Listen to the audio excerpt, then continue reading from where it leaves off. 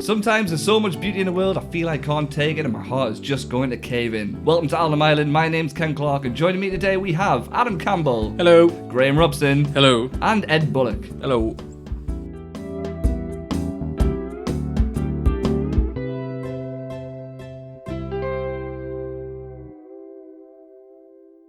So, episode 9, gents, how are we all? Superb. Superb. Living the dream. Can't stop laughing. Can't stop laughing. Can't stop. What dream are you living? Can't stop eating. It's been like this pretty much all, well, the past hour and a half setting up. We are incredibly horrible to each other. But it's what forms the bond. It strengthens the bond between us all. It's part of the foundations, I feel. If I could find a rope that would hold us, you just wouldn't be saying this. There's no fucking such thing. Need fucking Elon Musk working on that type of technology. An anchor, the anchor off the Titanic. You'd fucking break that. You were the fucking iceberg. Too far. Sorry. Yeah, all good. Been to a farm today. Yeah? Still got my wristband on, look. Fed your mum.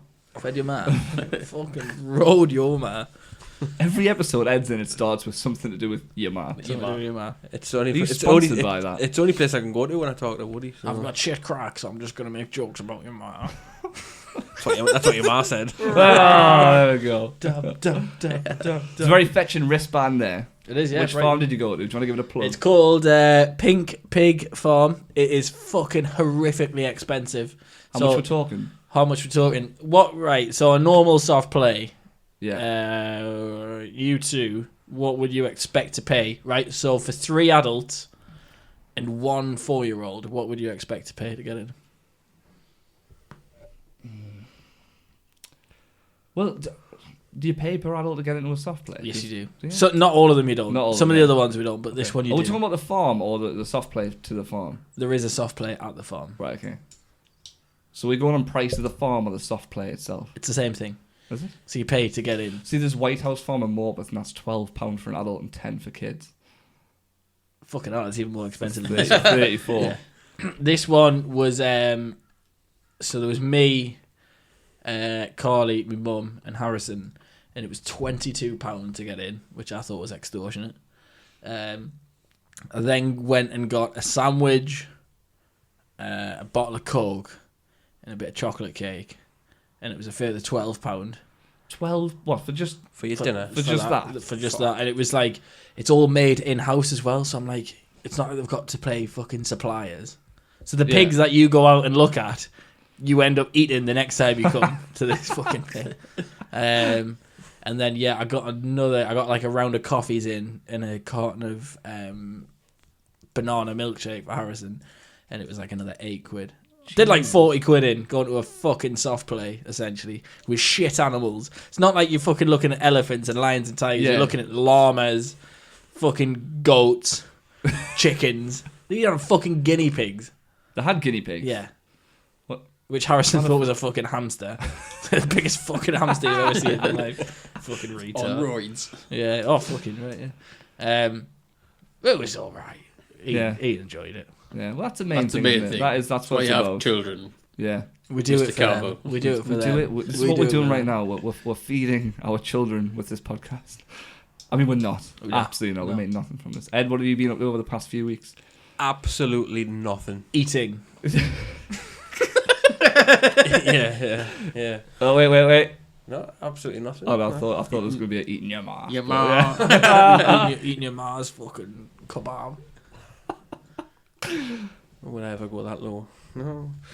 No, I've done absolutely nothing other than work. I don't really get time to play out. Don't get invited to these podcasts that often. So it's only when someone rings in sick. The temp. Step in, Ed. Yeah. Supply, Ed. Supply, yeah. Fucking, true friends and all that.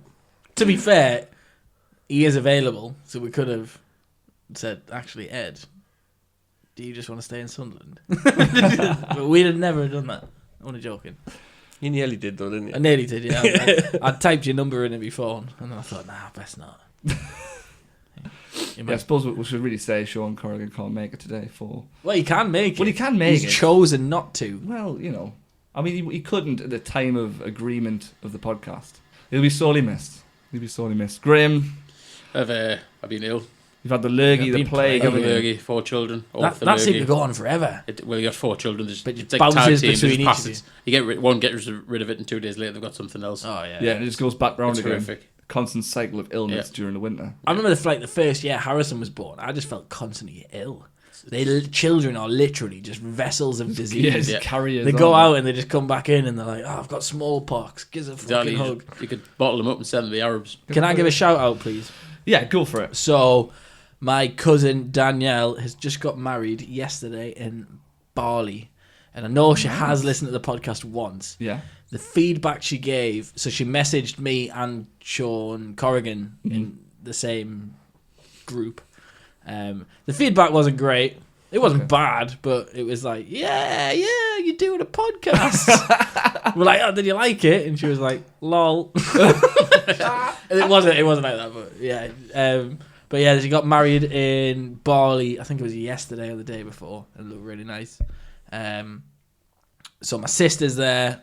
A few of my cousins are there. But that's it. But yeah, it looked pretty fucking sweet, to be honest. Yeah, why weren't you there? Yes, why weren't you there? Why wasn't I fucking there? All right then. When was the last time you, as parents of multiple children, had the fucking disposable income to fly out to Bali? That's true. Exactly. That's true. Yeah. And I suppose We're talking- you're 2 weeks away from being a parent to a second child. To a as well, second so, child, yeah. yeah. Can you imagine if she goes into labour now? Can you imagine that? It would happen. Is she in the math? She might be, yeah. Oh, that Water birth. We're So missing in the a curry. key point here that I have 2 canisters of gas and air upstairs. I'll be listening We're- off and the we're gonna cabana take- later. We're going to take a break. Come on. No, I've seen a few photos and that. My sister sent me a video of her doing some fucking ridiculous dancing. But yeah, congratulations to Danielle and O'Sheen. You try spelling O'Sheen, it's impossible. You know, you get Irish names. Just spell them fucking mental. Like I've seen an Irish guy spell his name Rory, like Ruari. It's like Ruari. When I was in Dublin, all of their names, I couldn't spell them. Yeah. There was This guy's name. Podrog, which was like P-A-D-R-A. Yeah. There's a golfer, isn't there, G. called? It's just weird. P-A-D-R-A-I-G. Yeah. Yeah. There's a golfer, isn't there? That's There why I was a just call golfer. them all Paddy. Padre. Yeah, Paddy. Yeah, that Yeah. Paddy. His name's spelled like O-I-S-I-O-N or something like that. It's pronounced O'Shane, and I knew she was getting married that day, so I sent her a message on Facebook, and I said, "Congratulations to you and O'Shea." ... O'Shea. To you and that Irish lad. Congratulations. Have a brilliant day. But it looked amazing though, getting married on like this like tropical climate in Bali. I was like, fuck me. Looked amazing. But yeah, congratulations. Yeah, congratulations. Yes, congratulations. Congratulations. But she is Congratulations. one of the people, you know, we're getting random downloads in Australia. yeah. That's part of the leg of my family that live in Australia. Oh, so, okay. So Okay. that's one of them. So. Yes, keep downloading it and give us more feedback like lol. Yeah. It all helps. What do you think to my podcast? Ruffle. Ruffle copter. Ruffling. I was ruffling all over the show. Okay, so our opening quote of the episode was, of course, from last month's Movie Lane, which was, guessed correctly by myself, American Beauty. So in the movie, Lester Burnham takes his life by the scruff of the neck and makes some bold decisions. Quits his job, starts working out, smokes some weed, Gets baked. tries to bed his daughter's school friend. If and when the time comes for a midlife crisis, what radical changes would you implement in your own life, or predict you would implement in your own life? I'm going to go to Graham first. Yeah, I threw that A one. less prepared one. Just out of interest, what was your midlife crisis like? What was? Well, I had that one in the locker all week. I was like, I'm saving it. Oh, there we go. Who's back? Who's back? well, my current midlife crisis. No, I thought I'd envision myself just lazing around the house in my pants playing video games all hours of the day, and then realised that is currently what I do anyway. So maybe I have a midlife crisis. I don't know. I've come to the conclusion there is 3 things that are certain in life: death, taxes, And whenever you go on your PlayStation, Graham will be online playing. I've broadened out to an Xbox now, though. So Yeah, I'm not pleased about that, by the way. anyway, no, I don't know. I could potentially see myself shaving. That would be a radical change. To shave the behemoth. Okay, You should do it for charity. I've just come up with an idea. No. Yeah, I'm doing. No. I've got a few charity things lined up this year, right? So Tough Mudder and some other shit. How much do we need to pay you to shave your beard? Because for as long as I've known you, you've had a beard. Not happening. No? No. Okay. I hate myself without a beard. I look like some kind of overgrown fat child paedophile. So Quite a combination. And you think the beard takes that away from you? I don't know. I look less like Gary Glitter with the beard. So there you go. I don't know. Yeah, shave the beard. Maybe try and get myself in shape. A different shape to the round one I'm currently presiding. I've told you, you would be a fucking monster powerlifting. I probably You said would. strong man. but- You should just do it. I'm so lazy. It is just unreal. Maybe that could be a midlife. Pre-workout will cure it. I'm telling you now, pre-workout will cure it. You I'm gonna wired. buy you some pre-workout and some fucking anabolic steroids and just watch you come in, just like fuck. You'll have his pre-workout just be on the PlayStation. Shaking. Absolutely. Oh. The remote embedded in the wall because Sean's beat us on FIFA again because he's a twat. Oh yeah, we'll go with that. Yeah, that's another thing that's certain in life. Sean Will's being a twat. I'm only joking, Sean. Cut that out because he'll cry. You're not God listening rest his anyway, soul. man. Yeah, true. Yeah, he didn't listen when he was on the podcast. No, I don't know. I'd open a comic book store. Yeah. Again, it's not That'd really be radical for me because it's something that you could probably go, yeah, I could see you doing that anyway. No, No, but I think it's just I think the question is, it's like, But like most people, like they buy like the convertible car, don't they? It's the old. Oh, he's dating the younger model. That would never happen. Obviously. would never happen. No, No, no, absolutely not. no. good shout. How old's Katy Perry anyway? No. I don't know. Really, like I kind of like I say I'm living the You're living the I am midlife. living the midlife crisis. What you could say. I mean, it's not right. He's just he's a hermit. That's just I think me. that the underlying tone of the question is when you get to the point in life when you just think, fuck it, I've had enough, I'm going to do what I'm going to want to do. What are you going to do? That's the question. So something like opening a comic book store or something like that, then fuck it. You're going to do something that you're more sack bothered my job about. off and do something Exactly. Yeah. Yeah. that's a risk of not feeding the 4 bands I've managed to produce. Brilliant. Thank you very much. We'll come to Ed next. Ed, what you got? I'm not too sure, to be honest. It is a difficult one, but I think I would just save how much money the bank will lend us and see how long it could take something to track us down. You know, just travel the world. Oh, fuck. Yeah. I think going to Tibet or Japan or just going out there. Take out a load of fucking loans and just disappear off the face of the earth. See how long, it took them ages to get us on a bit. I think I can do a better job. Like, that's the record. Like, I'll go for it. But I lived with this Scottish guy in Germany, and he told me what one of his mates had done. Another Scottish guy. I think they're from is Motherwell an actual place, or is that just the club name of a place? That's a place. Do you know what I mean? Like Chelsea is in London, but they're called Chelsea. Yeah. Is Motherwell actually a place? I think so. I've no idea. I think it is Motherwell. He was a Motherwell fan anyway.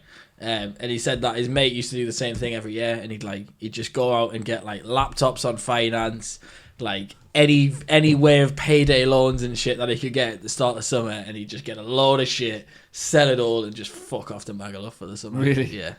That shit's got to catch up with you eventually. Yeah, of course it will, man. yeah. Of course it will. Excellent. So, coming to you next, Woody. Okay. Science was a lot of maths was involved in mine. Okay. But I got there in the end. Everything I'm about to tell you is completely true. So, long and short of it, my midlife crisis comes. I'm going to quit my job and I'm going to retrain as a hairdresser. Right, okay. And if you don't agree with me by the end of these next few bullet points, then there's something wrong with you. So, I get my hair cut every 3 weeks, give or take. If something's important on, you might skip to 2 weeks, or if you're skin, you might wait 4 weeks, whatever. So I've worked out that me getting my hair cut every few weeks is £8.50, Right, that's how much it costs to get my hair cut. But when you're at the barbers, it's one of those places where you're expected to tip, aren't you? If you don't tip at the barbers, you're an arsehole, aren't you? If it's 8, you've got to go 10, and they right? strategically price it so that you pay with a tenner and you go, just keep the change. Yeah, of course. Right. Yeah. So we work that out. So that's $8.50, and so you tell them to keep the change, and that's £10. So me get my hair cut, and I've based this on 3 times a week, works out it's 17 times I get my hair cut every year. So that's £170 a year on getting your hair cut, which is really annoying considering I don't really have that good hair anyway. But never mind. £170 a year on getting haircuts. So if I train as a hairdresser, I'm going to save £170 per year, right? Here's what I could buy for £170 a year, right? So if I went to Asda, I could buy 168 coconuts. If I wanted to buy coconuts, in theme with the podcast, I could buy 168 coconuts. Bone of contention for a lot of people these days, I could buy 566 Freddos. Okay? Nice. Okay. If I went to my butcher's, where I get my meat from, I could get 40 trays of meat, right? So I go to the butcher's now, we buy, I think it's 6 trays of meat or whatever it is. I can't remember what it is off the top of my head. I worked this out the other day. But it works, we get 2 meals to 1 tray of meat. So if we get a tray of sausages, that's 2 different sausage-based meals. If we get mince, we'll split it into 2, put it in the fridge, blah, blah, blah. So that essentially works out in 80 different meals, right? And anyway, I'm rambling, right? Also, with £170, and this is scientifically proven through Google Maps, I could drive from Scunthorpe to Marrakesh. Really? That doesn't include ferries, tolls, or visas. I don't know if you need a visa to get into Marrakesh or not. I don't know. Right, I worked it out. So that's 4.5 tanks of fuel I could get. Okay, so I could drive from Scunthorpe to Marrakesh. Not sure why you do it, but you can. I could also get 16 tickets to the Bryan Adams Experience. What? Okay, What's that? You'd £10 a ticket. You'd think that you could get 17. Yeah. Fucking booking fees. Oh, of course. There's Always a booking fee. Always a remember booking that. fee. So I can only get 16 tickets to the Bryan Adams Experience. Or, and I've got photographic-based proof of this, I can get 11 Charlie Dimmick greeting cards that are sort of electronically signed by Charlie Dimmick herself, and there's a picture of Charlie Dimmick on the front. And that's why I want to retrain. And retrain as a hairdresser. Well, there you go. that is incredible stuff. First of all, digest that. Doesn't sound like a midlife crisis. Sounds like a plan. Yeah, it sounds like you've already worked out. Can I ask one question though? Yeah. How do you cut the back of your head? I was bored at work. If you retrain as a hairdresser, Yeah. and you said you're going to save yourself money, but does that mean you're going to cut your own hair? I'd cut my own hair. How do you cut the back All of your head? barbers cut their own hair. With a mirror. And just I tell you what I could do with my new GoPro 5 Hero Session 4K. Stick it I could, because you can get it on your phone, can't you? So I'd put my phone in front of his GoPro behind us, and then snip. Yeah, that's a good But point. then, I was just intrigued. out of all things you mentioned, you can actually only do one of them Why? because it's only £170. You can't could do. do- Yeah, You but could I've do got one per year. 1, 2, 3, 4, 5. I've got 6 years worth of entertainment. That's going to take you through your midlife crisis as Yeah, well, isn't fucking it? right. If I'm not out of my midlife crisis by the time I'm fucking however old, I'll be pissed off. Well, If you gotta you Fucking in 50 diabetes. yeah, fucking right. Fredo. If you go into the Bryan Adams Experience with 15 of your pals, doesn't cheer you up, then you need to start looking at your purpose on life. I think you've nailed that. That's Yeah, amazing. Fucking right, yeah. Okay. And if you want to fucking Google any of those things, feel free. I'm sure some people will, but And yeah. that is what you do when your boss isn't in the office. Excellent. So mine, I Convert to Islam. well, I mean that's already happened. I think the main. I think you mentioned one before. The generic one is buying your dream car. Now I'm going to be generic in the first one. Is I would buy my dream car. You've already had your dream car when you were about fucking 18 and you went and bought a Subaru. Well, I'd buy it again, but I have enough money this time to fix it up when it keep breaks. To keep it, not scrap it for £100 because I lost the key. That's a whole story in itself, anyway. But so I'd do the opposite of Graham. I'd grow my beard to a ridiculous length, hence Graham's beard length. That's another thing. the longer it gets, the more irate my employer gets. Oh, So, really? It's not getting cut. Do they not like beards? No. Does it not? No. Inherently, yeah. Unless they're They trimming don't, tidy. they don't like It's in grey. the summer when I Yeah. got to put the shorts on. Beardist bastards. So I'd also, in a small panic, I would worry about my life and not achieving anything great. So I'd desperately try to become a professional at sports such as darts or curling. I would buy a KFC. Darts or curling. Yeah, just one of those two, or maybe both. I don't know. I don't. They're think- attainable sports. Yeah, One of yeah. the ones that take no athletic ability Exactly. whatsoever. That's what I'm Well, thinking. That's what I'm curling's thinking. just flat darts, isn't it? So Essentially, it is. same thing, isn't it? 2D darts. I'd buy a KFC franchise store. I'm assuming I'm a professional darts player by this point, so I've got the money to fund it. But I just so I can just walk in. I just casually walk around the counter. I didn't realise KFC was franchised. I don't. It probably isn't I actually. knew. but- I know Subway is. Yeah. Subway's a Yeah, franchise. Hopefully, by the, McDonald's and Burger King are as well. I think they all are. aren't they? Yeah, Yeah. I think you can. Yeah. I don't know. I'll put some research into that a little bit more, so I can. So when it comes to the time, in about 3 years' time, if I can buy one, I'd buy a box at St James's Park, of course. Oh, fuck Absolutely. yeah. Oh, Absolutely. that's the lottery win dream, that, isn't it? Yeah, with me KFC and me darts board. I'd brew my own beer. Yeah. I'd give it a go anyway. Maybe. We'll see. Like you give barbecuing a go. Yeah. Wine drinking Yeah. a go. This is ammunition for Sean. 'cause Oh, this is the stuff I wine, do. the wine drinking was amazing. Yeah.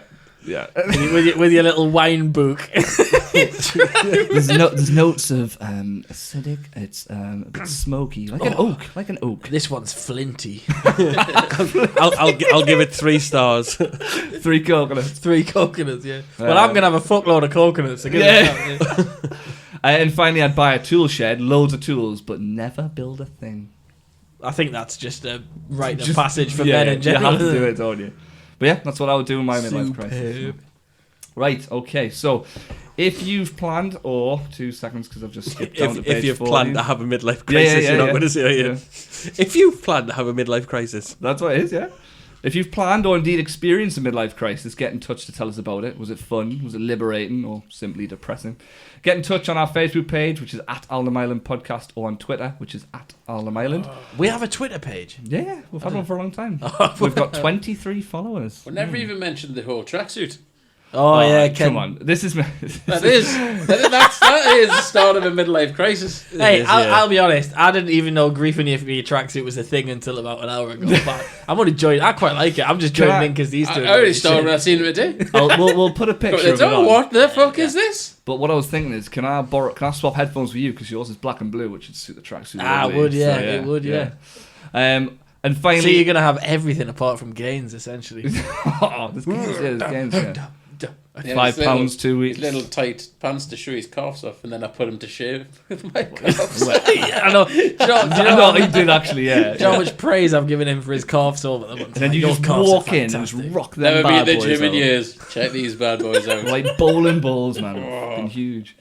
Adonis. The legs of an Adonis. Pity the rest hasn't followed suit. Ken Calf. And finally, if you're using a £2,500 rig you bought during your midlife crisis, email us at contact@alnhamislandpodcast.co.uk. You just called a computer a rig, didn't you? Yeah. You fucking nerd. Ask Pete Donaldson that. That's exactly. right. If I didn't listen to his podcast, I wouldn't know what that meant. On today's episode, we talk unarmed and armed pitch invaders, Harry Kane stretchy ligaments, Salah, And movies. and we'll have a look at nasty horrid violence in video games. Stick around.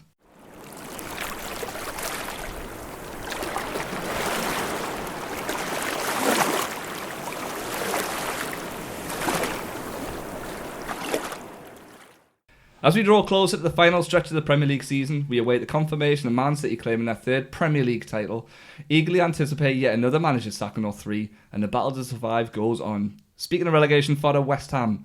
A few weeks ago, there were some troubling scenes at the City of London Stadium with multiple pitch invaders, a violated corner flag, and some very angry hammers. So who saw what happened at West Ham then? What did a match of the day? Match of the day. That was. It was unusual that was on match of the day. They normally don't Block show it that. out. Yeah. But considering it was the main point of the whole West Ham game and everything went. It was. I think we're almost as well overlooking the result at the time as well. Fucking Burnley, but yeah, I'd heard about it, and the first time I saw it was on Match of the Day, and it was just like a gift that kept on giving, wasn't it? every minute it was just something else happening, wasn't it? It was just.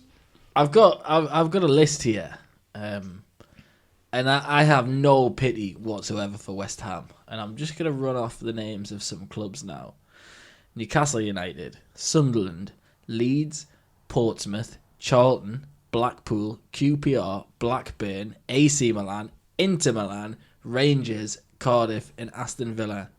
They've had it fucking no worse than anyone else. Yeah. Fucking suck it up and get off the fucking pitch. And I was really fucking adamant about that. They've just moved into a new fucking stadium that they're not paying any fucking rent on, right? The fucking net spend from the past 3 years is nearly 86 million, right? Which breaks down to 28 million a year. They said, well, we haven't fucking spent that. No, Karen, on the point of the spend, that was one of the things that they're pissed off about was the spend. But Karen Brady, so she said the club's spending on transfers and wages has doubled over the past 5 years. So they clearly are doing something. They are spending the money, but the fans aren't seeing it that way. It's almost as if, like, we're not fucking challenging for Europe. This is a disgrace. West Ham aren't that big of a club in any ways. So I'm going to bring this back to Newcastle, because that's the team that I fucking follow. Blah, blah, blah, blah, blah. When I gauge Premier League teams, I gauge Newcastle alongside the likes of West Ham, maybe it's like Aston Villa, teams like that. Generally speaking, mid to lower league table. Do you know what I mean? Like, they're nothing fucking special. Flirted with a bit of success at some point. At some point, they've nearly been good. Yeah. They've never really been fucking amazing, or consistent. And the West Ham fans are kicking off as if, like, it's a disgrace and not challenging for Europe. Is it fuck? We've got Andy Carroll up front, for fuck's sake. It's not like, what do you expect when you sign Andy Carroll? So what are the main bones of contention with the fans? So what is it actually that they are? They're moving to the new stadium. Yeah, so that was a shambles. Their identity. Yeah, they feel, which I can agree on to agree. It's not the greatest of stadiums for football. But when did they move? How long ago was it? Last season was the first season there, wasn't it? Because Bilic had his second season. He had a good first season. He had a poor second season, So, but that got put down to new stadium, new surroundings, new atmospheres, teething problems. Yeah. So if it's been this long since the move, why is there still so much noise around the stadium move? It's if it's been so long ago, why is it still a? They're just not performing. It doesn't matter where they're fucking playing. Because they had the whole thing with Spurs, didn't they, at Wembley? It was a case of, a new stadium. They had this fucking myth that they'd never win at Wembley. Well, that turned out to be fucking bollocks. Yeah. It's a new stadium, fair enough. If they were that fucking precious about the Berlin ground, then fucking stay there. Do you know what I mean? They're not. They're paying like 9/10 less. Did I say that right? 9/10. They're paying like a tenth of the rent that all the other players, all the other Premier League teams are playing. It was part of the deal of them getting that ground. And if they go down, when they go down this season, they're going to pay even less because that was part of the contract. If they ever go down in the Championship, they're going to pay even less than what they're paying now. How much noise was there around the time when the stadium move was announced? I don't know. This is the thing. There was none, just following as a general football fan, there wasn't a lot of noise. They were fed a lot of, this is going to happen, and higher expectations than what was promised of the players that would be coming in. I think this is part of the problem, is because of how vocal the owners are. If they just shut up and didn't say fucking anything, then they're promising the world to these fans. Yeah, and they're not delivering. They literally, they have had it no worse than anyone else. No, they haven't. They haven't. Like, you look at their recent fucking silverware. So they've had FA Cup wins in 64, 75 and 80. They won the European Cup Winners' Cup in 65 and they won the Intertoto in 99. When was the last time fucking Newcastle United won something? And now we've had that Raji punching horses and that. But other than that, we've pretty much... Every club has dickheads. Exactly, yeah. But you've not had fans running on the fucking pitch and taking the corner flag, running up the... It was just fucking ridiculous. And I don't care what to say, how frustrated you are. I have never disliked... I actively stopped Carly. What I'm saying is, I told Carly, I was like, you are not going to Sports Direct to buy fucking whatever it is you're going to buy. I said, I'm not lying in that cunt's pocket anymore. I'm that angry at Mike Ashley that however insignificant my action is towards him, I'm still wanting to make that action happen because I get that pissed off with the way he runs Newcastle. regardless of that, at the end of the day, hordes and hordes of men going up to these fucking pensioners at the end of the day. Just because they're fucking rich doesn't mean that they're fucking invincible. He's 70 odd for 70 odd fucking too, and they're all fucking there chanting and fucking all the rest of it. That's not fucking right, that. No. That's not fucking right at all. Suck it up. Ride it out. That's my full fucking stance on the situation. When I sat back and thought about what had happened, I actually got a bit pissed off, and I thought, what makes you fucking any different to anyone else? Absolutely not. What are they achieving by this? By doing this, what do they? So what you're saying there, you said, so these sort of actions towards the owners or expressing their views, it's sort of any action they're saying is something, but. How else can they voice their opinion? And what else should they? What's the right way to do that? Don't turn up. Yeah, don't turn up. That's what I'd do. Mm-hmm. I'd in my situation. I mean, I don't go much Newcastle play. Not because if I was given half the chance, I probably would, to be honest. Yeah. But if I was in your positions now, I'd stop going personally because I get that pissed off with how the club's being run. Owner changes. I'll be there all the time if I could. Yeah. But I'm fucking fed up with Mike Ashley getting money.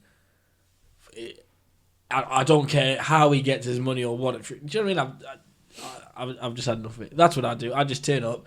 I would give no money to that club because at the end of the day, what they're called, Gold and Sullivan and Karen Brady, isn't it? That run the place. The only thing they're going to be fucking bothered about is when they stop making money out of the club. Yeah. So they'll get the TV money, which obviously overrides everything. But my stance on it would be, don't fucking turn up, don't give them any money, and then if you and all your pals did the same thing, sooner or later they're gonna be losing money, and that's all that's all they're asked about is making money. But they're not going to be fucking bothered. They're spending money though. They're not going to change the way they are because a bunch of blokes came and stood in front of them and kicked off. But even spending money, it's not like they're not spending money though. Yeah, exactly. Yeah, they've spent more than we have. Exactly. Look at fucking Leeds. It's poorly being spent. But fuck Leeds. Look at like Charlton. Teams like Charlton, dead club. They've got. Like, ask yourself the question: Does Mike Ashley support Newcastle? No, he doesn't. Right, you know what I mean? He's a businessman. The owners don't support the team, and that's a. No, I think Gold and Sullivan do though, don't they? Do they? Because when they came out, I remember when they bought the club, they were saying. Because I think they were almost embarrassed that they bought the club because they were going to looked at as being bad investors, and they said we're well aware that this isn't a financially beneficial investment that they're doing. They're buying the club as fans. But what was it I heard the other week about Floyd Mayweather buying Newcastle United? He hasn't got enough money to take the club. I know. If somebody would come to us with a business proposition, Would invest. It would be more an investment thing, and it was just it would have been a throwaway comment because he likes he's been in Newcastle once. He had a good time. Just to clarify, not for 1 second did I think Floyd Mayweather was going to buy Newcastle United, but even if someone of that money hasn't got the level of Vince money, McMahon's been linked for years, and he hasn't got that money. Like not now. He doesn't have the money to even remotely compete with the likes of these Abu Dhabi finance groups and all the rest of it. They're not gonna. They're not going to compete at the end of the day. Yeah. Fuck off, West Ham. Suck it up, you fucking cockney bastards. Fickle fans. Yeah. It was embarrassing for the club, I thought. It was embarrassing for the fans. I know it's not all of them, but bunch of fucking mid-aged fucking Stone Island wearing cockneys going up to two fucking pensioners and trying to intimidate them. You're frustrated. I get it. I've been frustrated. Just knock one out. Just not yet. Just have a tug. Just go home. Go home. Knock one out. Yeah. Invest in some masturbation toilets at West Ham. Okay, so not to be outdone. Our next point, not to be outdone by. So, if the owners are sitting back at West Ham, one owner certainly wasn't sitting back. So, PAOK, so in the Greek Super League, the owner Ivan Savvidis, his team were denied an 89th minute goal in a derby against aaaah Athens. Now, the referee then disallowed a PAOK goal. So the owner invaded the pitch protesting the decision with his bodyguards, and he had a gun holstered under his overcoat. Now, the game was abandoned and it was deemed to be 0-0 draw, which was the score at the time of abandonment. It was awarded later on. The goal was awarded later on. Wasn't it? Yeah. But At the At the time, it was just abandoned allowed, at yeah. 0-0. Yeah, but I mean, it's the same. It's the same as the fans. Like it's the same as West Ham fans. It's not going to change anything. Well, Yeah. sort of it has. He marched on the pitch. To be fair, he didn't. The reason- Did his hand? He didn't wave the gun round. No, Did he's his- He's got a his hand- permit for a gun and no he has it on point holster. to it. It would have been Yeah. held-headed He didn't. on the He pitch. didn't even But put I his think- hand on it. I think he didn't touch it. No, he didn't. He had an I reaction. think but it was it's- the fact he did threaten to kill him. He said, "You're Oh, a did dead he? man" to the referee. I didn't get that. The reports I saw. He didn't say I was going to shoot him. He said No, he just said, "You're a dead man" to the exactly, referee. When exactly.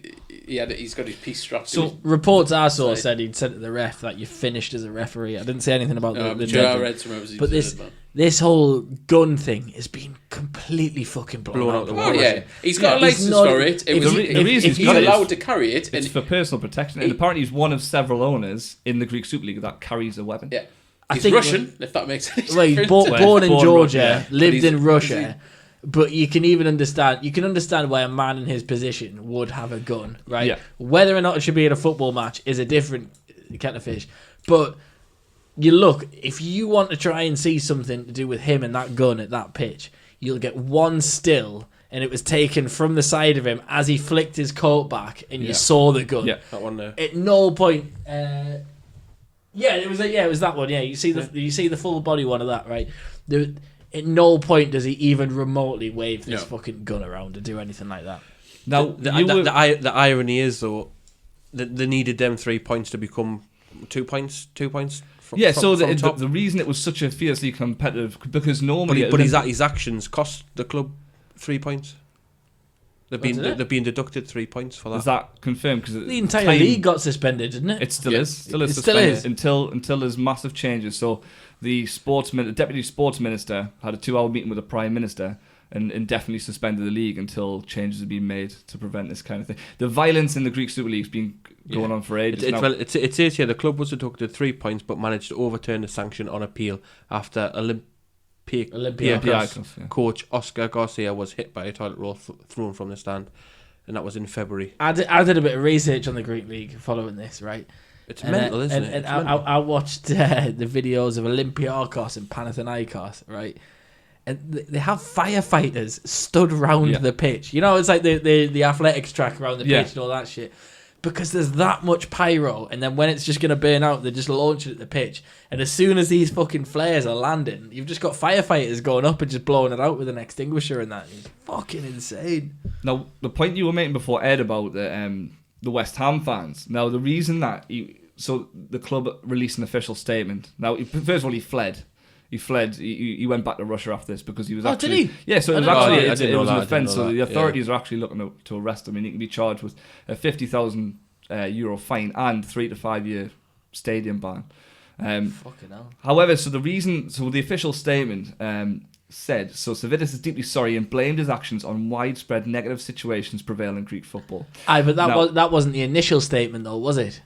The initial statement said he'll do whatever he wants to do to protect his players and his club. Right, And then yeah. after that, he'd said he was deeply sorry for... Well, there was two parts. The second part of the statement, he tried to explain the reasons he was doing it. Now, what he's saying the reason he did that and he invaded the pitch was because if he didn't, he was saying that there would have been tens of thousands of fans rioting.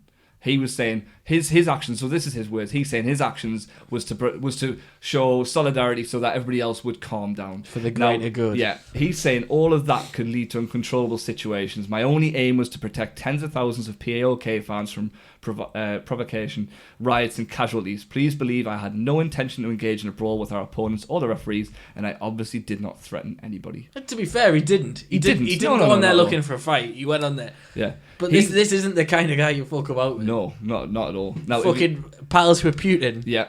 And have you seen the power he's got in Greece? Because he's seen and he's supported throughout this because he's seen as somebody who's actually he's saving different businesses. He's bought 3 or 4 of the biggest enterprises in Greece.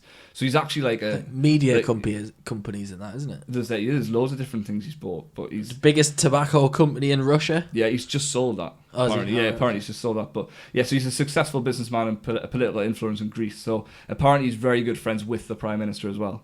Of Greece. Yeah. Right, okay. I didn't know that. But yeah, so it's suspended, and as of yesterday, it was still suspended. Yeah. Now, what they've said is this was an article in The Guardian said, so on Wednesday, the World Soccer Federation, FIFA, warned that Greek football was on the edge of a cliff. The country's Premier League clubs would be excluded from international competition if the notoriously violence-prone sport was not immediately cleaned up.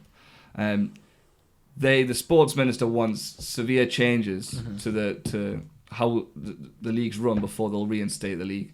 And at the minute, like you said, I think Ed, you pointed out before that it's normally Olympiacos that are top of the league. It's now between PAOK and AEK. Athens. Yeah, who are actually sort of running.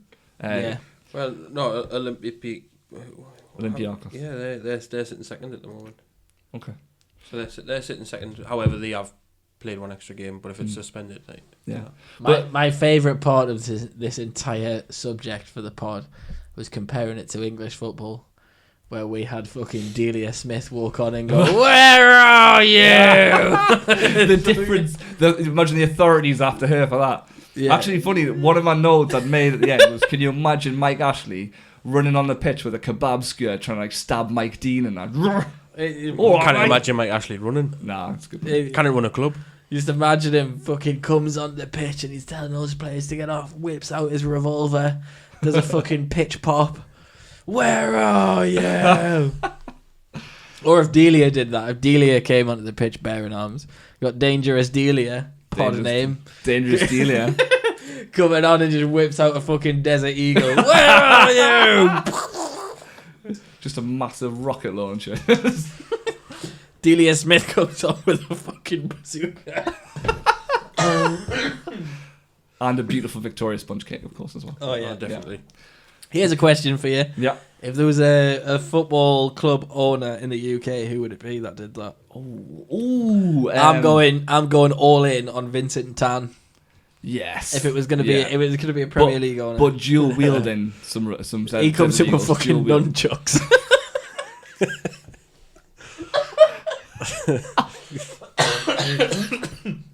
And a can-do stick. I'm trying to think of who I would even. I'm trying to think of who would be.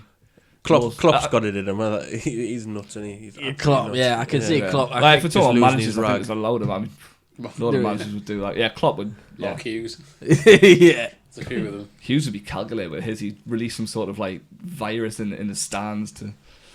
Yeah. That's a different topic. That's in the news at the minute as well. Yeah. Shit. Oh, yeah. Yeah. It was Savvidis. I did it. Who's right? Here's a question for you. Who's coming on the pitch with a nerve agent? Which Abramovich. Yeah.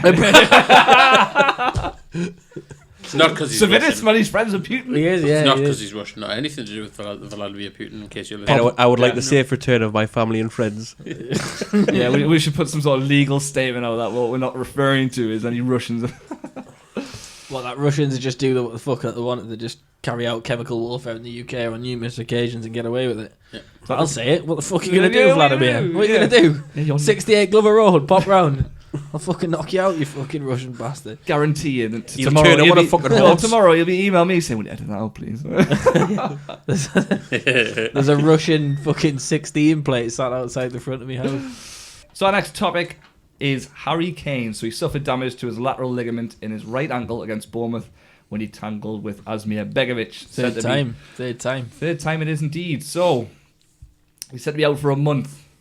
They said it was a month. Yeah, they've said it's a month. It's a month, and that was last week the diagnosis. So Well, I looked and 6 they to 8 reckon weeks, a mild ankle strain tends to be up to 8 weeks, but I thought he might be back sooner because he's a professional athlete. that's exactly it. Yeah, I think that's what it said. So it's a grade 1 injury, so it's just low stretching. Right. Nothing, no tears or anything. But like you said, it is his third. Is Third Harry one. Kane injury prone? Does it fucking matter with his record? No, it doesn't. if he has a little break every now I think and we then. talked about this a couple of times, haven't we? Even with about 5 or 6 games out, he still won the Golden Boot before. Well, Spurs aren't missing him. FA Cup quarter final. Yeah. Ericsson Son. 2. Son Lamella. carrying the team. I genuinely think Son is one of the most underrated players. absolutely. He's fucking amazing. phenomenal. He's so good. And we were And to be honest discussing with that. Harry Kane, nobody really gives a shit apart from when he went World Cup. Yeah, that's exactly what. Yeah, that's it. So, Well, that's sort of the spin I took on this. In terms of as England fans, it's not like we're unused to key players being injured leading up to tournaments.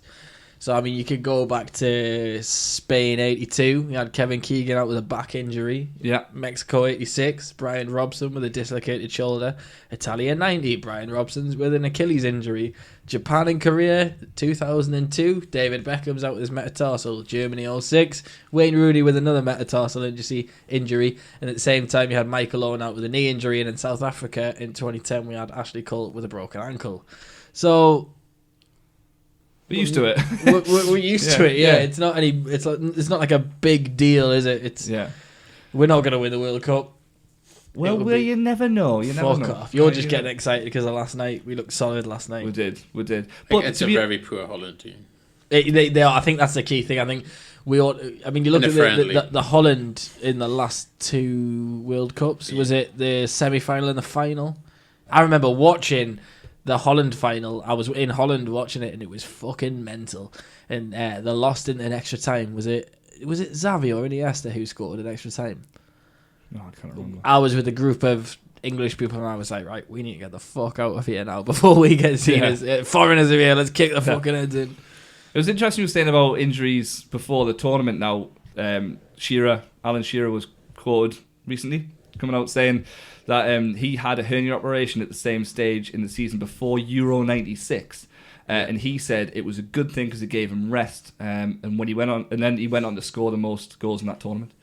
Oh yeah. So where was 96? That was France, wasn't it? France 96. No, it was 98, wasn't it? France 98. Where was the Euros? Because I remember having the t-shirt. T-shirt. Was it not in England? It was in England. Yeah. Ah, there you go. Yeah. Home turf. But I was fucking 6 years old. However, give him a break. Yeah, but we all look back that as the last time we actually enjoyed watching England play football. I know, yeah. But maybe the it last tournament football was 96 Gareth Southgate. Yeah. I remember being Penalties sat against Germany. crying on the stairs. Gascoigne's magic against Scotland. Yeah. Oh, that was wonderful. Yeah. But hopefully Sheeran Sheringham. Gunning down the SAS. The original SAS. Holland. The questions being, I find my main I couldn't give a fuck about Spurs. My main concern was Harry Kane leading up to the Euros. So we talked about English players being injured and all the rest of it. But if he does come back, and we talk about the third time that he's injured this ankle, the first time he'd come back from injury, his first game back, he scored a penalty pass to Arsenal on his first game back. The second time he injured the same ankle, he came back and scored his 20th league goal past Bournemouth.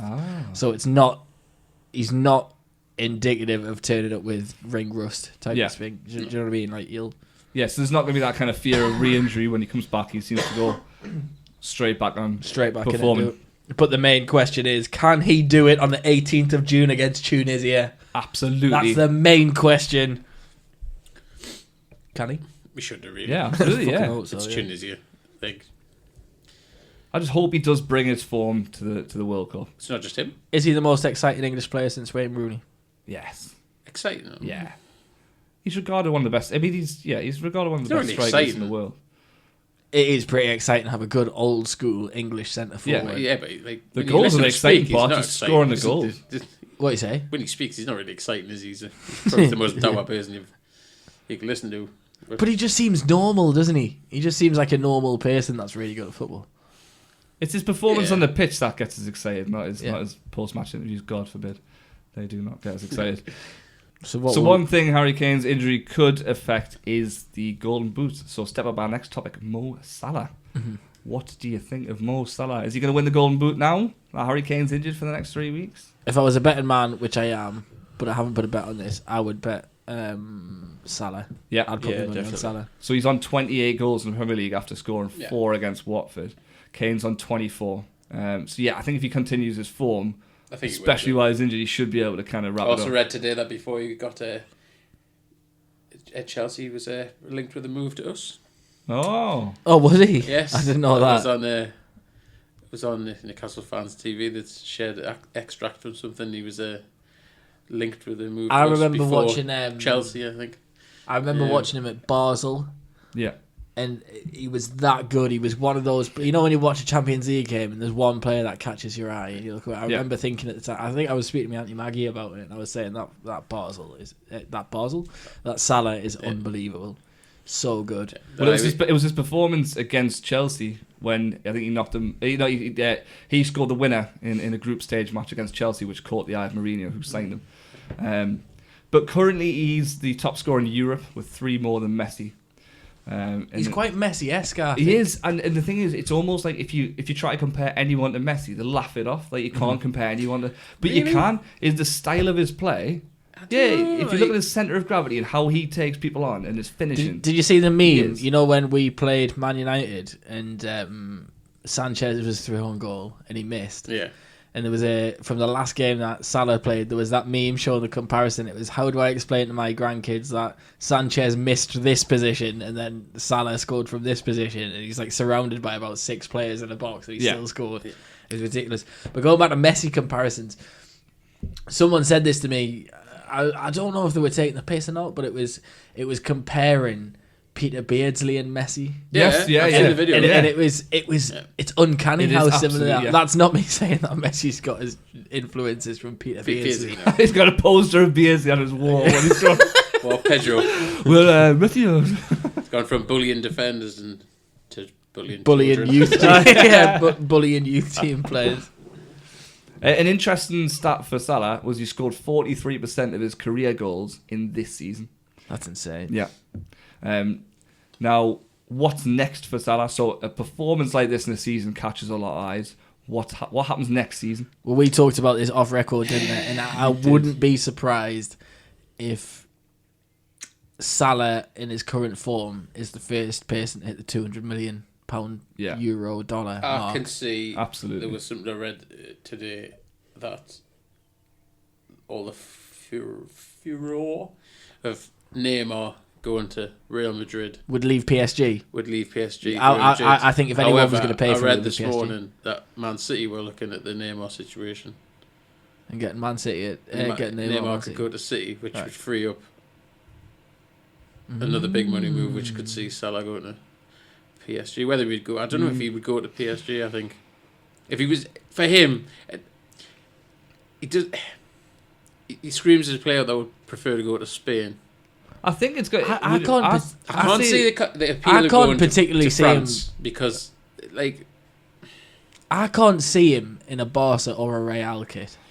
I can't see him. But then I don't The only think. reason I don't think that his style of play. But I suppose is a Messi replacement. Yeah. You Well, could say. or Ronaldo. Look at Ronaldo. The age he's getting to, could he move Switch more in the Bale, central? switch Bale to the left, and Salah Bale slots, will be gone. Salah slots in. It could. It's Bale will be away at the end of the season. yeah. I think there could be a lot of money changing hands this summer. Yeah. I know we say that every summer and it gets more, but It I just think gets this summer it could just be like ridiculous. Not for us, obviously, unless we get sold. Yeah. We'll still be fighting over. Bring Salah to the tomb. yeah, Salah, Kane, yeah. and Griezmann. to Yeah, the well, tomb. the list's getting bigger and bigger for who we want in Newcastle. One interesting thing I did find was that if you look at Chelsea, when he was playing for Chelsea, so he only had 10 appearances and 2 goals across 2 seasons. He was loaned out in between that as well. Yeah. However, Where did he go on loan? Was it Milan? He went to Fiorentina and then he went to Roma. Didn't he go to Roma? He went to Roma on loan, then signed them permanently, and he had a stormer. He stormed at Roma, and then obviously went to Liverpool. Now, at the time when Chelsea signed him, so they shipped out De Bruyne and Mata to fit him in. Now, you've got to think Mourinho here, looking at shipped out De Bruyne, brought Salah in. Now, Salah didn't play particularly well. Mm-hmm.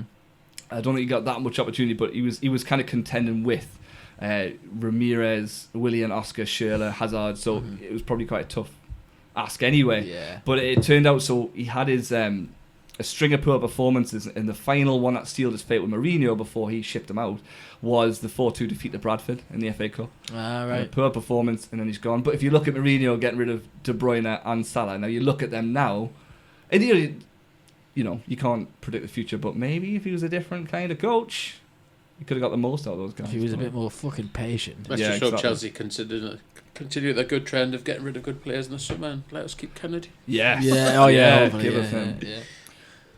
So it's time to look over the latest standings in the Alnham Island Fantasy League, and we'll start with the current leader. So that is Gaza, Gareth Adams, still sitting top there, but he's only 5 places ahead of Sean Corrigan, who isn't the top Islander today. No, he's not. No, he's not. Quickly though, 3rd place is Chris Craigie with Ibra Hitlovich. But yeah, the top Islander today, In 7th place, after a storming 101 points last time, is Bilbao Baggins myself. Yeah. So if I scroll all the way 2 pages down, the next second Islander in 17th place is mine Bergkamp, Graham Robson. 12 points last week. Just Yeah, because I missed. I was ill. I missed all my free matches. So I've muted your mic now. Half the matches weren't fucking played. Well, you've got to think forward thinking. Half my team. I had about 3 players played. And I finished out one of the cunts was on the bench. So, I mean, if you didn't have Salah as your captain that week, you weren't getting 54 points. No. So, yeah. And then Kane got injured, so I've had to sell him. He's out now. I've replaced him with Tossin because he was the only one I could replace with it was getting some points. Yeah, you got 2 goals, didn't you? Well, no, that was after he'd fucking scored them 2 goals. So I didn't get them points. And then today, since Ed wasn't in the Island Fantasy League, the bottom Islander is only 18th. You're only 3 points behind Graham in 18th place, who got 71 points this week. Was the Scary Monsters Adam Campbell. I've borderline given up on it, to be honest. I just can't seem to go from anything higher than 18th at the minute. Depressing. We don't like defeatists here, Adam. Just saying. I'll try my best. And finally, to finish, bottom 3. So, third bottom, your team name, Mohamed Umar. 27th, Simon Hill. It's the same 3, isn't it? And bottom, again, India Marshall Wills. Thief. Can I just compare this though, right? The bottom place, Sean, on 1,282 points. Mm-hmm. The top position, 1,745 points. With 500 points. I know he hasn't. He hasn't. I think half of his team have been sold in the January transfer window. So to foreign teams. I'm just looking at his team now. At some point, he's got Aguero. Yeah, he's not got a bad team. Not too bad, Lukaku, Firmino, Aguero, De Bruyne, Ince, Obiang, Monreal, Bailly, Nyom. It's fucking Nyom. Yeah, it's not bad. And up next, we've got Movie Lane. Make it a movie lane. It's time to take a trip down Movie Lane.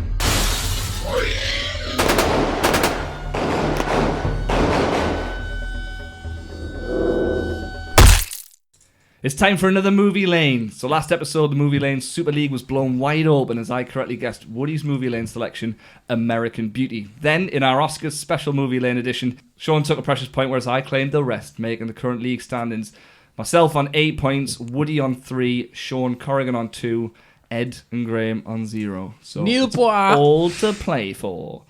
Gents, are you ready? Ready. 5 clues. Ready. Right, here we go. Clue number 1.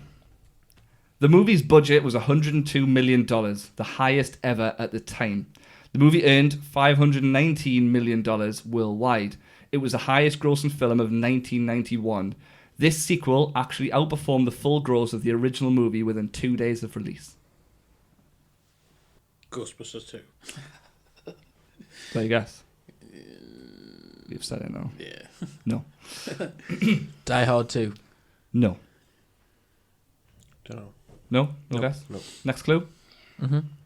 The director said that not only was the biker bar scene filmed across the street from where LAPD officers beat up Rodney King, but they were filming the night of the beating. Say that again. The director said that not only was the biker bar scene filmed across the street from where LAPD officers beat up Rodney King, but that they were filming the night of the beating. Terminator 2. Judgment Day. He's already got it. He's Got got it. it. He's got it. And I was just about to say it as well. Oh.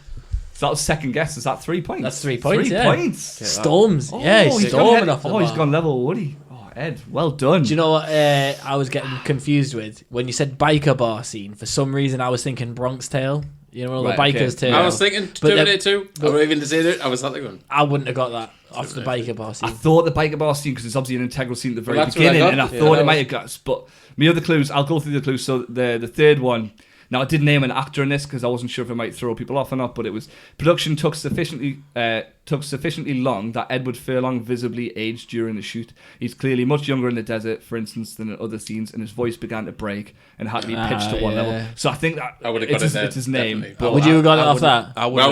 Honestly, I literally had Terminator 2 in my head. If that clue had been the other way around, I wouldn't have gotten that. Would you not? Because Edward Furlong, because obviously, unless you know him, he's in American History X. Yeah, and I don't really know his name. Yeah. I know him from that film in American History X, but I wouldn't have got that. The fourth clue was special effects guru Stan Winston and his crew study hours of nuclear test footage in order to make the nuclear nightmare scene as real as possible. So that's like which is at the fence. Which is at the fence. And Yeah, the playground gets obliterated. Oh, yeah. And the final one, which was a nod, and I think it would have got it, is the minigun used in the film was the same minigun that was used in Predator in 1987. I wouldn't have got it. Would you not? I would have emphasised Predator. I but genuinely wouldn't have gotten that on any of them. Would you not? I don't think I would have. I'm going to put the biker ball scene too early.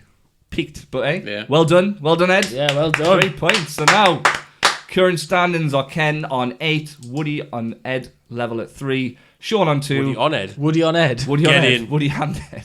Is that my prize? And yeah, it is. Yeah, enjoy. We're gonna turn it off for now. And Graham on 0. Better luck next time, eh? So Ed, it's yours next time. Well done. Yeah, I'm busy. Okay, so we're going to have a little look ahead to the releases in April of some cinematography. So what are you looking forward to? Looking forward to might be a stretch. Okay, yeah, I was going to say. But I did watch a trailer for the Woody Woodpecker film. Yes. Did you specifically watch that because of the name? Well, I looked at the list on the agenda and I thought, if anyone's going to do Woody Woodpecker, it's got to be It me. has to be Not you, that my yeah. name has anything to do with wood or wood-based things. But yeah, Campbell Campecker. On the back of the Oscars special, I decided to come up with an alternative blurb, and for the Woody Woodpecker film, from what I gathered, I've gone with an eccentric bird of flight single-handedly takes on the global battle against deforestation. That's the best way I can describe it. From what I gathered from the trailer, I think these guys come in and try and do a load of deforestation, and Woody Woodpecker's having fucking none of it. He's having none of it. He's having fucking none of it.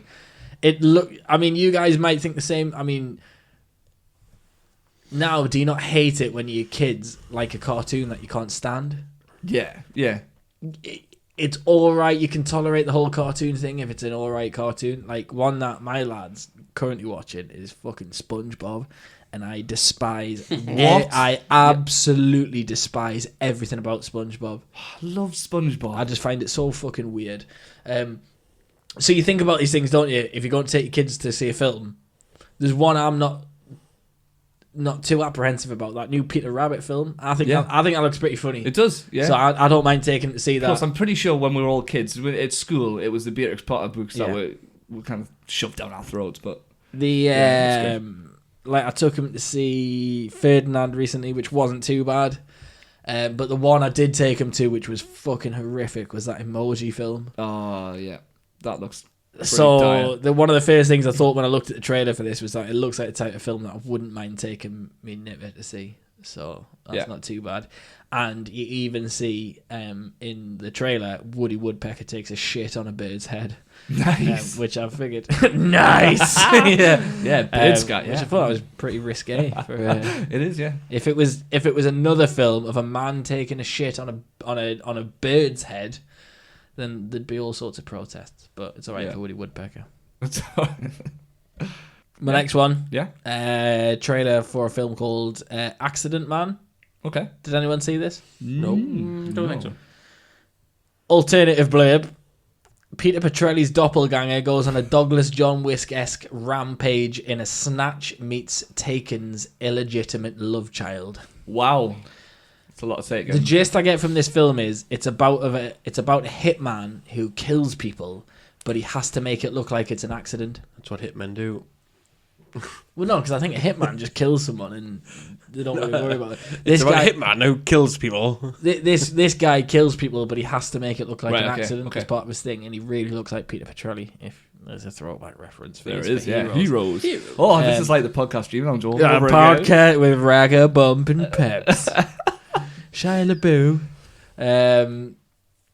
Yeah, I think, and he works with a bunch of similar-minded nutters, and his wife gets killed, and he starts to think that it's one of the crew that he works with that's Right. killed his wife. Okay. It looks really funny, that similar sort of comedy to Snatch, where it's very dark and sarcastic. Yeah. I couldn't tell you any of the actors that are in it. I didn't really recognise them apart from the guy that was Peter Petrelli's doppelganger. Yeah. Which is his officially billed name, right? Oh, yeah. That's Yeah, on yeah, his yeah. that's on his tax return. But yeah, it looks pretty funny. I'd recommend have a look at the trailer, see what you think. And that was me for the movies I looked at this month. Lovely. Graham, any of the films tickle your fancy? There's a little film coming out called Infinity War. Yeah, that's like an independent film, isn't it? I Yeah. think Yeah. Never heard of it. No, it's The trailer looks from fucking the, awesome. Marvel universe, I think. Yeah, Marvel. I think it's like a little comic book. Yeah. Company, yeah. But no, yeah, tell us more. Tell us Infinity more. War comes out on the 25th of April, I believe. It looks fucking It awesome. looks like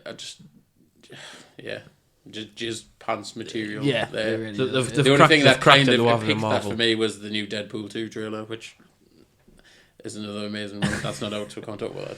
Prepared for a few deaths in this one. I mean, Yeah, don't get us wrong. I watched Thor Ragnarok the other day. Good? That's tremendous. is it really good? You need It is, but it's very Guardians of the Galaxy. It's funny. Well, the Guardians of the Galaxy are in the new. The Guardians- Avengers. everyone's in the new So one. Infinity War, it isn't is to link them, but Right. it's very colourful, isn't it? yeah, compared to other Thor.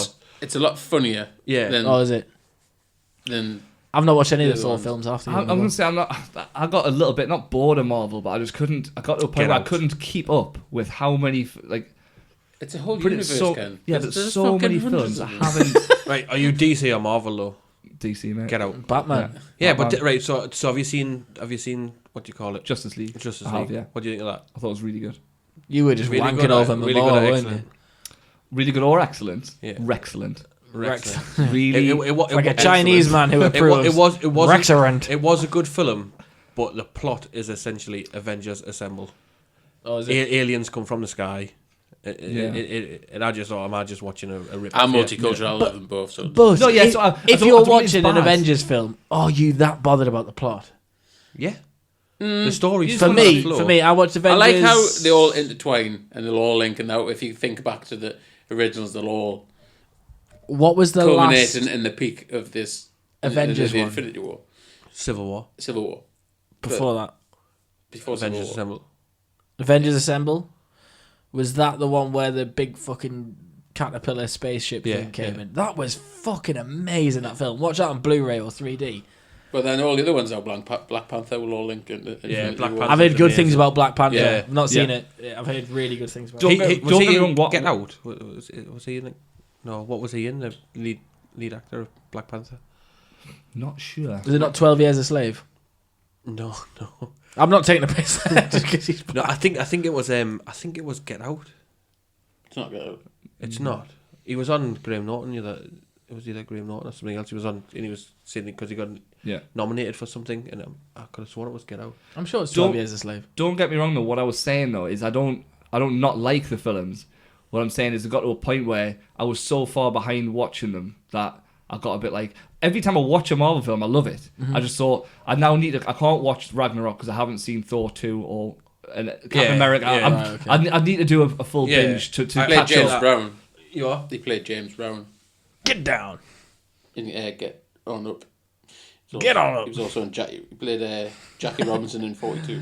Have you seen that fucking interview with James Brown when he goes on Good Morning America or something in like the 70s and he's high as a fucking kite? No. And they're like, now we're going to cut over to James Brown, and he's just sat there with his studio with his glasses on just going, living in America. And like every time the interviewer tries to speak, he's just going, get down on that thing. And he's just got no interest. Oh, it's fucking brilliant. Great. When's that coming out, Graham? You said 27th, 25th 25th of April. I think it's Brilliant. on paper. Look forward to that. Ed, was there any of those films that plumped up your pillows? just the same as Graham. Like, Yeah. I'm a massive Marvel fan. That's Yeah. the only thing. Massive food fan. Oh, I love food. I love eating your mum out. Oh! Yeah. Yeah. Okay. No. To be honest, there was a couple. I mean, I had a look through a couple of these films, and two that particularly took me fancy. A Quiet Place. That looks alright. Yes. So it looks, if they hear you, they hunt you. Post-apocalyptic world, family on the run, trying to survive, but you can't make any Oh, noise. Jim from The Office. That's It has. sold it for the Yeah, missus. She will absolutely. be all Sophie, over that. yeah. Because she fucking loves him. Yeah. It just looked. I mean, I don't know. A lot of these films kind of turn out to be very samey, but it does look like it's shot well. It looks like it could be a good film. I remember seeing the trailer. I can't remember what happens in it though. So he can't make a noise in that here. That's Yeah, it. Yeah. as soon as His family's And him they and live his with the the wife. little kids, boy, don't he they? has a Him and his plane, wife and not his a child. spaceship. Yeah, And he drops a toy and it Yeah. makes the tiniest of noise. yeah. They don't look like zombies though. It looks like some sort of alien creature thing. Something, yeah. So, but does look quite good. The other one, not particularly that excited for it, but I was just maybe intrigued, is the remake or the reimagining of the 1974 movie Death Wish. So this time it's Bruce Willis playing, who I believe, I couldn't even tell you who the original actor was, but his wife is killed. Charles? And Zogbia. Bronson? Is it Bronson? Yeah, it was, yeah. Oh, was it? Because he had the same name as the murderer dude, didn't he? Oh, Charlie Bronson. Everyone just beats people, doesn't he? But yeah, so his wife is killed during a home invasion, and he takes revenge in his own hands to hunt them down one by one. But because Bruce Willis is in it, it's also directed by Eli Roth, and I thought, he does some pretty gory stuff, and it looks like it could be quite. Hostel was pretty good. Yeah. So I thought it'd be quite gory and intriguing. So, okay, so our next topic is gaming.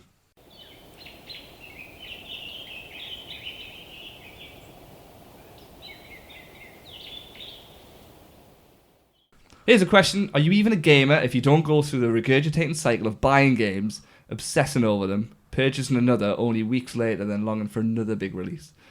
What are we playing at the minute? I think I have big releases most days of the week.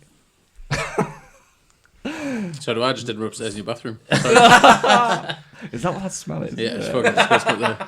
It's got no on your Wafting protein. down. Fucking, I was talking about wanking, Oh, but yeah. Either or, both big releases. I'm a big wank, I know. If I don't wank, I get myself in bother. That's why I got 4 kids. Yeah, I get bored with games very easily. Yeah. The game I'm about to review for you, Mm. I'm just about to trade in as well. Because I can already guess where the review's going then, right? It's not that I don't like the game. Okay. It's just Can't afford to keep buying it them is without what it is, trading them yeah. And I keep trading in games, but then not knowing what to buy. So I've got about 60 quid's worth of CEX vouchers in my wallet. And I'm going to take another game which is almost brand new back. So I can imagine I'll probably get another 30 quid for that. Yeah. And I can't pick games that I want to play. It's like, I don't know. But I, for my anniversary, got bought UFC 3. Ooh. For your anniversary? For my anniversary, Trading in yeah. already? I was thrilled with it. Like, yeah. You trading in? We had like the most unorthodox anniversary ever. Like, I bought Cardi some trainers. She bought me a game, and then on the day of our anniversary, Harrison was away. We couldn't agree on what to eat, so she had a McDonald's and I had a Subway. We were ill for our A anniversary. day of so it's been compromise. Delayed. No, but we were both happy as pigs and that's it, shit. that's Like, it. do you know That's what what I you mean? It want. was like we were both fucking like more than happy. She was watching shit on the telly downstairs. I was upstairs playing UFC. It was really good. Really good game. Yeah. Really enjoyed it for something different. I'd not played anything like that since sort of like Fight Night 3 or something. Like, yeah. Is that the boxing game? The boxing Yeah. game. Yeah. It was an EA game. Yeah. This one's really good. I mean, I've only played the career mode on it. As soon as I went on it, I thought I'll just. There's no point in me like playing as like Conor McGregor. That's like the only UFC guy that I know. I'm a bit of a fanboy for Conor McGregor. I thought there's no point in me just doing it, beating him and doing loads of wicked fucking roundhouses and that. I thought if I'm going to play the game, I'll just play it from scratch. Never played any of the other UFC games, so I did. I made my guy, made him look like me. but with fucking huge muscles. So you made you then, yeah? But I could even put tattoos on him similar to my own. Yeah? So I put like a massive lion tattoo on his chest, and then another one that looked like the stairway on his arm. So I did that, made him. You start at the bottom, you're like UFC fighting in like shit little venues and stuff like that, and then part of the career mode, you've got like contractual targets to hit and stuff like that. Yeah. But part of the story of your career mode is all of a sudden you get a news flash come in, and it's Dana White starts a new TV show called Looking for a Fight. And he comes to the area. You have an amateur fight, and I think I won by knockout in this one. I think it was the only fight that I won by knockout because I thought the game was pretty hard. Yeah. Because I set it up as well. If I'm playing a game, I never set it up on like easy or amateur or anything like that. If I'm going to play it, I want to learn to play it hard, if you know what I mean. Yeah. So I managed to get on a posture up on top of this guy, and I was like caving his fucking head in, and Dana White sat there. But then I got into the UFC and started fighting. Then I got really hard. So the game, it's like it is what it is. You do training in between fights, so you learn different shit and that. But you've got to hype up your own fights, and that happens with who you fight and when you fight them. So like if like the guy I knocked out on my way into the UFC. A few fights later, he started popping up on Twitter and that's slagging me off. And then it tells you like your fight hype, and then the hype indicates how much money you make and how many fans you get from each fight and stuff like that. So like after I had a few fights in the UFC, he started fucking popping up on Twitter, and if it's like a good Twitter, it comes up in green, and the bad ones come up in red. So it shows you like, and it's like it's pretty harsh as well because like I'm not that good at the game, so I was always winning by decision. I was never winning by knockout. So I was going into each fight, and all these tweets were coming up saying like, "Oh, the Woodster, he's fucking shit. He can't finish a fight," and all the rest of it. And like they were like proper slagging it off to the point where I'm sat there thinking like, I want to go in and knock this guy out now. But it's literally, it's not like sometimes on FIFA when you think sometimes the computer plays into your hands a bit. Like if I lost a fight, I'd just replay the fight. Or else there was no point because I was never going to progress. So like the same guys I was fighting like 5 times, and like 5 times this guy absolutely kicked me ass, even if it was like a points decision or a knockout. And then I got bored, and then I was like, do you know what it is? I'm just going to start fucking net kicking these guys. And then the same guy that I'd lost to 4 times, I decided not to throw punches at him because it's got all your stamina and that on. So like you could be battering someone, and then if they just catch a lucky punch on you when your stamina goes down, you're just fucking out. Like it's like you've really got to be tactical about how you fight these guys. And it's like I'd lose a couple of times to a guy, and I'd be like, right, I need to completely change the way that I'm trying to beat him. So like I'd stop striking him, and I'd start leg kicking, and then the same guy, he'd absolutely fucking hammered us, and then I just landed 2 net kicks on him, one right at the start, and he wobbled, but I couldn't finish him off with me strikes. So then I just waited about another 10 seconds. He fucking threw a punch at me, and I just landed another net kick on him, and that was it. He was out cold. And I was like, how the fuck is this guy just... Because each fight you do is 15 minutes. It's 3 5-minute rounds, so it's like... I couldn't believe it. And then next thing you know, I fight him one more time. I changed my tactics about how I'm going to fight him, and I fucking knocked him out in the first round. It's fucking ridiculous. So you've got to do all your different training and that, and then you sign a contract to fight guys, and then you look at what their skills are, and then you could do training to help you. And that's not a case of you press a button and then all of a sudden you become class at something. The training it shows you how the buttons you need to press in that to be able to beat him in that way. It doesn't just make you fucking classic grappling or whatever it is. Really enjoyable. If you're a UFC fan, I think you'll really like the game. I just got a bit bored of it. I thought, okay, you're fighting people, you win or you lose, blah blah blah. I did really enjoy playing it. Downside of it for me was if the way the engine's set up for grappling and wrestling on the floor, if you're fighting someone whose traits are grappling and wrestling, it gets really boring. Because all you're doing is moving R1 and your right analog stick up and down to be able to, and it's all very like sluggish. So like, it's like you say you want to try and get on top of him, you like hold the right analog stick up, and like a bar goes around. But if he punches you in that time, it goes back to the beginning. Right. So it became pretty fucking boring if you're absolutely gassed and you're trying to get on top of this guy. And there was fights where I thought, this guy's just going to grapple, so I'm just going to restart the fight and try and not let him take me to the ground, because it just became fucking boring. Yeah. But other than that, really enjoyed it. I'd recommend people play it.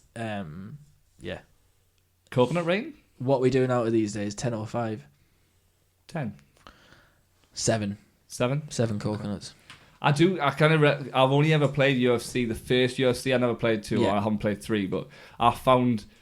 So they obviously haven't changed much about that, because that was the one thing that got to me that I didn't like about it was the grappling bit. And on the floor, you just find yourself it's just boring. It's like trying to do skills on FIFA. Sometimes you're just trying to do this just to try and get out of it. Sometimes it just felt repetitive, and you kind of want that standard. I can fight, imagine. I've not played like one of my mates on it. I can imagine if you played your mates on it and you're both just throwing fucking haymakers and net kicks. I can imagine it would get pretty interesting then. But when you're playing the computer and that guy's traits is just to take you to the ground and wrestle you, it was just got boring. I think those games in particular, if you think like the WWE games, it's almost similar to that. When you play against your mates, it's kind of it's a lot more fun. It's a lot more engaged, and you kind of pro clubs. Exactly. The other agenda item I've got for gaming, pro clubs, is just I find playing it with my mates fucking hilarious. It's just been great, hasn't it? When you fucking send an absolute Hail Mary over the top, your mate takes a touch on his chest, crosses it into the box, and your mate fucking lands it in the back of the net. I just find that fucking hilarious. That was last night, that move, wasn't it? It was, it was unbelievable. Yeah. It just makes you feel class, though, doesn't it? Like, it does, I think that's reinvented FIFA for me, actually, because normally it gets to this point in its release cycle where I just stop playing it. I get bored of Ultimate Team because everybody else has bought packs and got Shearer and that. Yeah. And I've got no Shearer. I didn't buy Shearer. I know you did that. So we fucking six months of playing that shitty fucking Ultimate Team to get enough coins to buy Shearer. I've played him solidly for 2 weeks. Using Shearer, and then I haven't touched FIFA since. Right, okay. So sorry, I formally apologise that I wasn't hitting Graham do that. Sean Wills. Sorry, I just peaked massively there. So. But yeah, I think it's at that point I usually sort of give up, and then and even career mode, like I play Be a Pro, where you just play as you, and I enjoy that as a lot. But I've played more of that this year, and then clubs is sort of that sparks back a bit again, and I really want to play FIFA a lot more. I got a message off Nathan Dixon one night saying pro clubs ? And we'd dabbled with it before, hadn't we? Yeah, a while ago. I think we tried last year. Last FIFA. Bit. Yeah, we played it a bit. And I was just sort of sat in the house and thought, yeah, fuck it, why not? I'm not doing anything else. And I think there was maybe 5 of us playing, and honestly, I'd never had so much of a fucking laugh playing on a game like that again. But now it's a nightmare, because when I want to play with them, I've got to transfer to their team, and then when I'll be like, right, who's coming on tonight? If you lot are coming on, I've got to transfer back over to that team. But no loyalty. So good. Fuck off. Excellent. Graham, what's your playing at the minute? Well, at the moment, I'm invested in an Xbox. Fucking Xbox nonce. Traitor. For the sole purpose of State of Decay 2, which isn't out yet, because it comes out in May. We have a special about that game, and that game looks amazing. So I've had to rebuy State of Decay 1 because I had the Xbox One. I was like, may as well use it. And then Sea of Thieves came out the other day, and then I was welcome to the that world does look good. Sea of Thieves. Of the Game Pass. What's the Game Pass? Yes. Oh my god, it's like fucking Netflix for your Xbox. Really? It's $7.99 a month. Yeah. It's not streaming. You have to download the games. There's over 100 games. Good games. Some classics, some Xbox classics, some 360 classics. I think I've downloaded Gears of War 4, Dead Rising 3. Dead Rising. Sea of Thieves is on it, so you don't have to buy the game. You just pay the $7.99 and you can play it. State of Decay 2 is coming to it, and Crackdown 3 is also coming to it. Crackdown. You can get Crackdown, the first one. Can you? That's on it. I remember and playing it's only $7.99, and like it works on PC if you've got. Well, yeah, some games. You told me about it, so I can work on both because it's your Microsoft account. Yeah, that makes sense. So I was just like in awe, and then I was like, "What? You just pay?" So for the 3 games I was going to buy, the reason I bought the Xbox for, We'd be you're talking talking about over 120 quid. Yeah. Like, that's like 2 years for bloody subscription to this Yeah. thing. I'm going to get them anyway. So I was like, I started playing Sea of Thieves with Sean. I'd never even heard of that before. It's a tremendous game. What's it called? Game Pass? It's called the Xbox Game Pass. It's a bit like the PlayStation Now. Yeah, we were talking about it because except for PS that Now, streaming. Yeah. There's lag on it. Yeah, PS Now's got a bit of really big library of PS1, PS2, PS3, and some PS4 games, but it's streamed so you're not actually you don't download the game. You're playing it like. Whereas like the Game Pass, you physically download it to your and there's some console. problems with the streaming. There is. You Yeah. kind of get a lag. Pay for the extras if you want. They're not free, but the base game's free. Yeah. And then Sea of Thieves came out last week, so I've been playing a little Sean, where you make your own pirate, and you go pillaging for the pirates. Yeah. And I think on the first day we went and we found a chest, dug it up, put it back on my ship, which is a mission in itself, sailing a ship.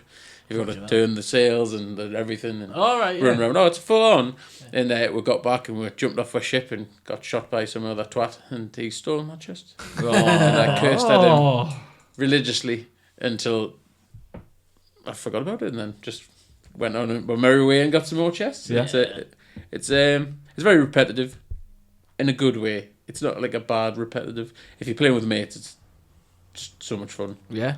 So is it more about the experience playing with your friends? It's an online than game. It is itself. So you have to play online. It's all PvP. You can't. There's no safe place. All right. I haven't seen that many people. To be fair, it seemed in the first few days I was seeing quite a lot.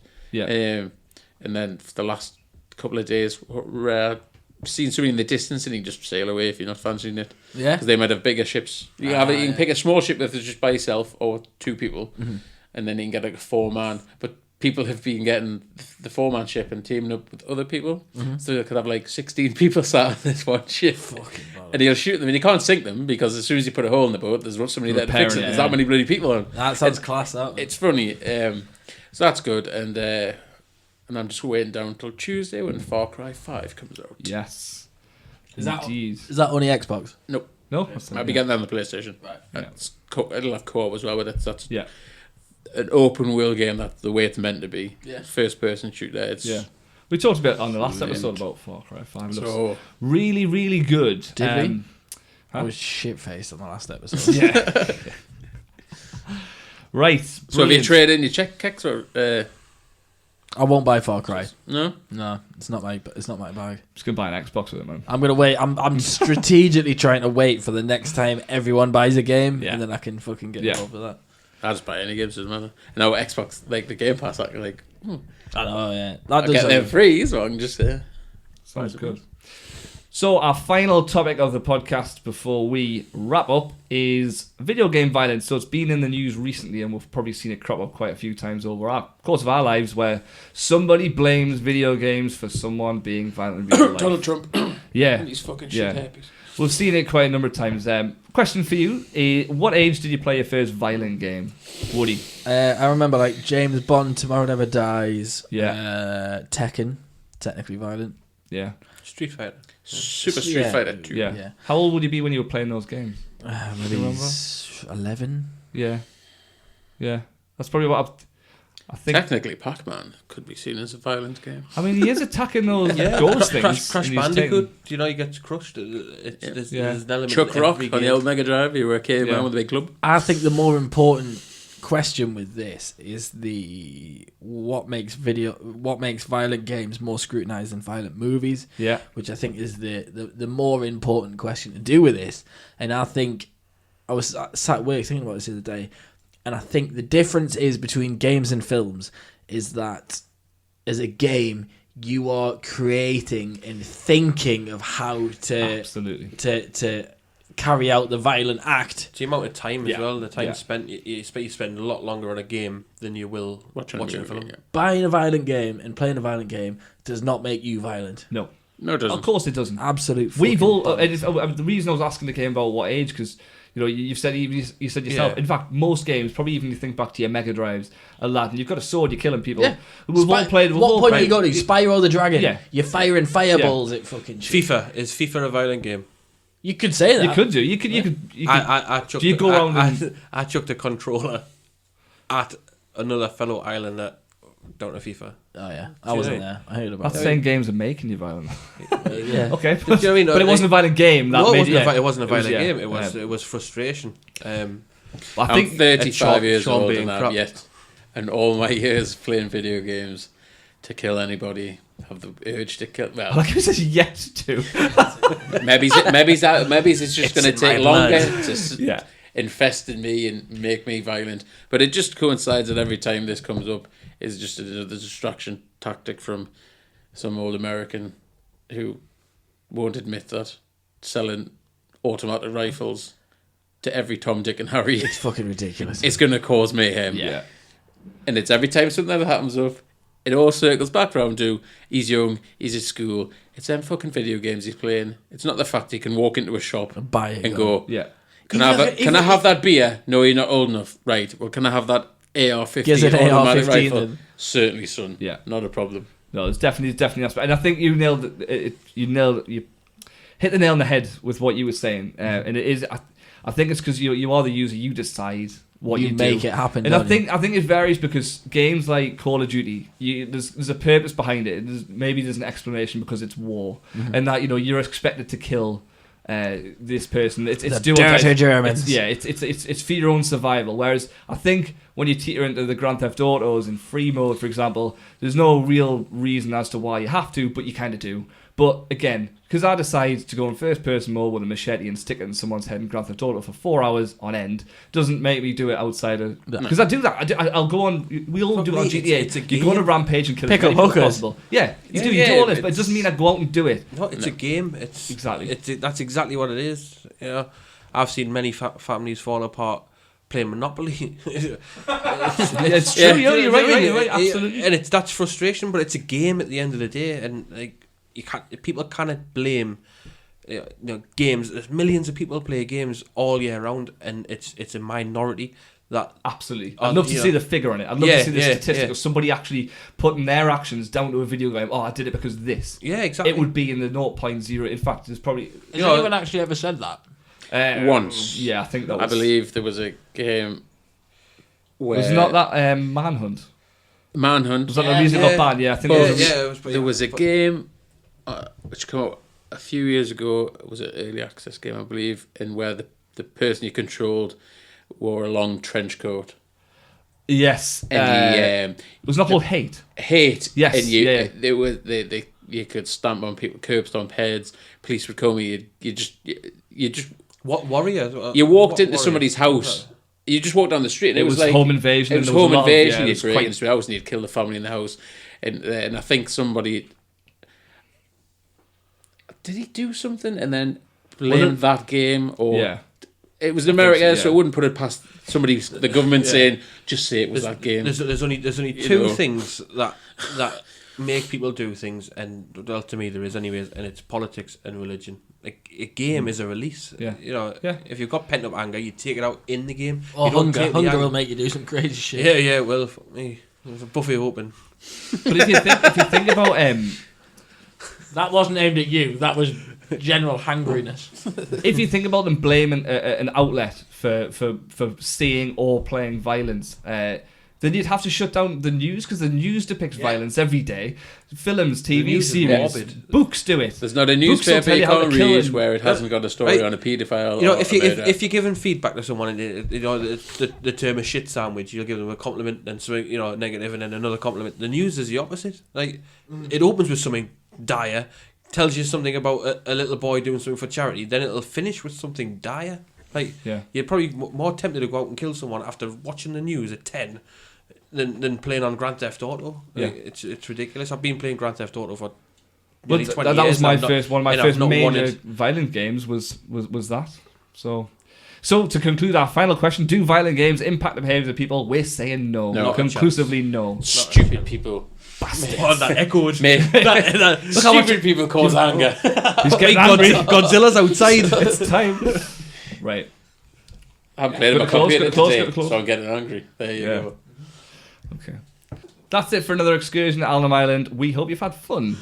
If you like what you hear, check out all our other episodes, specials and cabanas on Apple Podcasts, Spotify, or head over to alnhamislandpodcast.co.uk. We're heading over to Mulligan's. Mulligan's Bar, VIP room. Yeah, to play some pool and darts, no doubt turn into a fiercely competitive tournament. We'll post a video. Until next time, it's goodbye from Woody. Bye. Goodbye from Graham. Bye-bye. Goodbye from Ed. See you later. And it's goodbye from me.